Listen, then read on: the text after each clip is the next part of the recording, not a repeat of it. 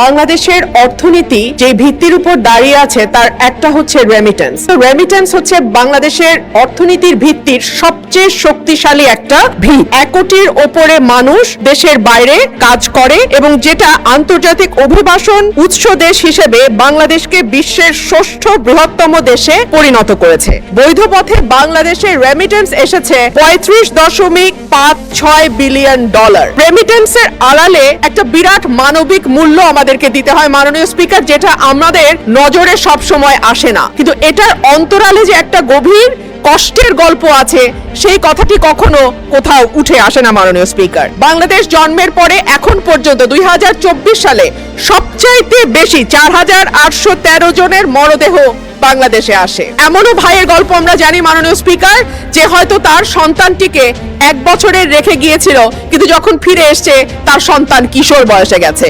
বাবা সন্তানকে ঠিক মতো চেনে না, সন্তানও বাবাকে চেনে না। বাবা মার মৃত্যু হয় দেশে, সন্তান খবর পায় না। আমাদের প্রবাসী ভাইরা যে টাকা পাঠান সেটা দিয়ে সম্পদ তৈরি করেন পরিবার, কিন্তু সেই সম্পদে অনেক সময় সেই ভাইটির নাম থাকে না। নানান রকম সমস্যার মধ্যে দিয়ে আমাদের প্রবাসী ভাইরা দেশের বাইরে কাজ করেন, কিন্তু তাদের এই শ্রম এবং ঘামেই বাংলাদেশের অর্থনীতি টিকে আছে। মাননীয় স্পিকার, আপনার মাধ্যমে প্রবাসী কল্যাণ এবং বৈদেশিক কর্মসংস্থান বিষয়ক মন্ত্রীর কাছে আমার প্রশ্ন, দক্ষ জনশক্তি পাঠানোর ব্যাপারে সরকার কি কি উদ্যোগ গ্রহণ করছে? কারণ আমরা জানি আমরা যে শ্রমশক্তি বাইরে পাঠাই তাদের অনেকেরই ভাষাগত দক্ষতা নাই, কিংবা যেই কাজের চুক্তিতে তারা দেশের বাইরে যায় সেই কাজের ব্যাপারেও তাদের সব সময় যে খুব পরিষ্কার ধারণা থাকে বা দক্ষতা থাকে তা নয়। কিন্তু আমরা যদি দক্ষ শ্রমশক্তি বাইরে পাঠাতে পারি তাহলে দেখা যাবে যে আমাদের বৈদেশিক মুদ্রা এখন যা আসে $35 বিলিয়ন,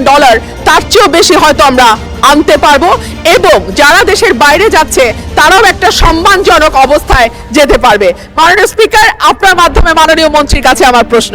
ধন্যবাদ মাননীয় স্পিকার। মাননীয় স্পিকার, আপনাকে অসংখ্য ধন্যবাদ। মাননীয় স্পিকার, আমি আপনার মাধ্যমে মাননীয় প্রবাসী কল্যাণ ও বৈদেশিক কর্মসংস্থান মন্ত্রীর দৃষ্টি আকর্ষণ করছি।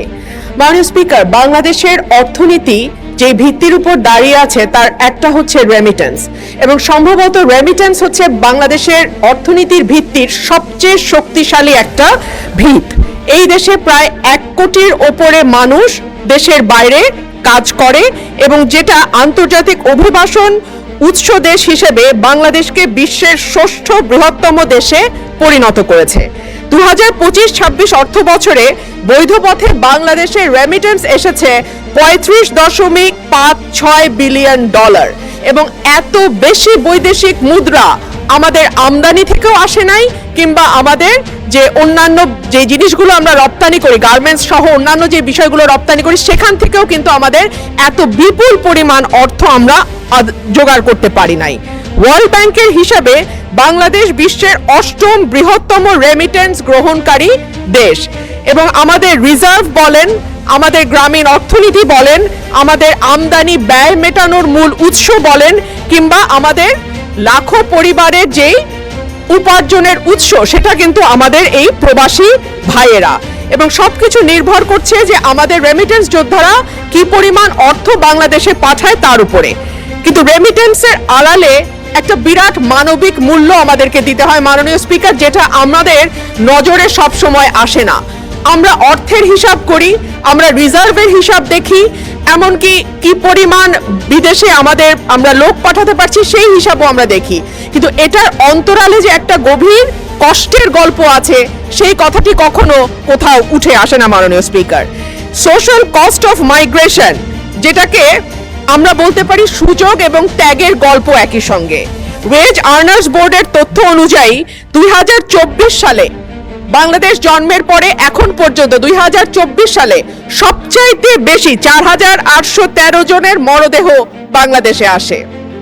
এছাড়াও 15 থেকে 24 পর্যন্ত 38,000 মরদেহ বাংলাদেশে এসছে।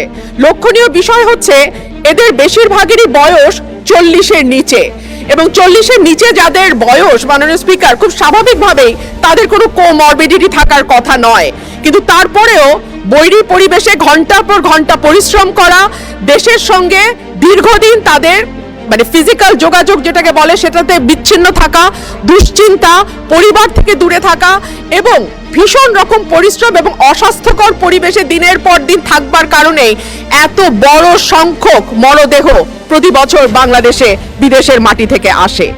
অভিবাসনের প্রকৃত মূল্য আমি যে কথাটি বলছিলাম যে কেবলমাত্র সংখ্যা বা জীবন দিয়ে যদি আমরা হিসাব করি তাহলে হবে না, এর সঙ্গে যুক্ত হয়ে আছে আমাদের সামাজিক নানান রকম ঘটনাও। দূরত্ব যেটা দীর্ঘদিন দেশের বাইরে থাকা তৈরি করে পরিবারের সাথে দূরত্ব। এমনও ভাইয়ের গল্প আমরা জানি মাননীয় স্পিকার, যে হয়তো তার সন্তানটিকে 1 বছরের রেখে গিয়েছিল, কিন্তু যখন ফিরে এসছে তার সন্তান কিশোর বয়সে গেছে। বাবা সন্তানকে ঠিকমতো চেনে না, সন্তানও বাবাকে চেনে না। যেটুকু কথা তাদের মধ্যে হয় সেটা হয়তো মোবাইল টেলিফোনে কিংবা সেটা হয়তো ভিডিও কলের মাধ্যমে হয়। বাবা মার মৃত্যু হয় দেশে, সন্তান খবর পায় না। অনেক সময় আমরা জানি আমাদের প্রবাসী ভাইরা যে টাকা পাঠান সেটা দিয়ে সম্পদ তৈরি করেন পরিবার, কিন্তু সেই সম্পদে অনেক সময় সেই ভাইটির নাম থাকে না, দেখা যায় অন্যান্য ভাই বা যারা দেশে থাকে তাদের নামেই সম্পদ তৈরি হয়। অর্থাৎ নানান ভাবে নানান রকম সমস্যার মধ্যে দিয়ে আমাদের প্রবাসী ভাইরা দেশের বাইরে কাজ করেন, কিন্তু তাদের এই শ্রম এবং ঘামেই বাংলাদেশের অর্থনীতি টিকে আছে।